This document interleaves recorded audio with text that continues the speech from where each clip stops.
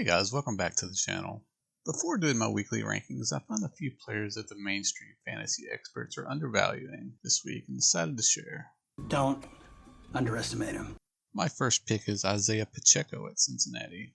Over the past 3 games, he's had rushing attempts of 16, 15, and 22. He's averaging just under 5 yards per attempt over that span. So he's playing quite well right now. Yeah, I'd say so.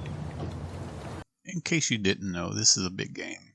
It's a rematch of last year's AFC Championship game. In that game, Kansas City rushed 24 times for 139 yards as a team.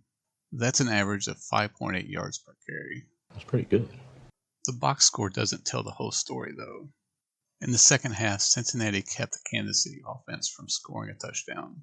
Defensively, Cincinnati was dropping 8 men into coverage. Kansas City running backs ran the ball 8 times for 43 yards in the second half, and most of those runs were by Jerick McKinnon. You can't be serious.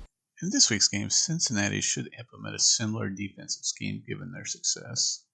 I would expect Andy Reid to capitalize on Cincinnati's vulnerability to the run. That should give Pacheco the opportunity to rack up some yards. Other fantasy analysts are ranking him around running back 22. I'd play him over the likes of Dameon Pierce, David Montgomery, and Alvin Kamara. Write that down. My next pick is Pittsburgh's wide receiver George Pickens at Atlanta. The bad news is that Kenny Pickett has only thrown 3 touchdown passes this season. The good news is that 2 of those went to Pickens. It could be worse. Pickens' potential is obviously capped by Pickett's performance, but Atlanta might have one of the softest defenses in the league. After being competitive against Cincinnati and beating Indianapolis, I think Pickett could have a breakout game here, and that would help Pickens' value tremendously. I have faith in him. Other fantasy analysts are ranking him at about wide receiver 29. I'd play him over the likes of Cortland Sutton or Brandon Ayuk. My next pick is Donovan Peoples-Jones versus a struggling Houston team. They suck.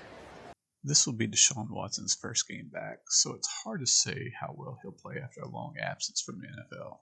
If Watson shows any glimpse of his old self, Peoples-Jones could be in store for some huge plays. Let's hope so. Other fantasy analysts are ranking him at about wide receiver 38. I'd play him over the likes of Zay Jones, Deontay Johnson, Jacoby Myers, or even Allen Lazard. Lizard people. Lizard people? I hope this information can help you make a better decision with your fantasy lineups.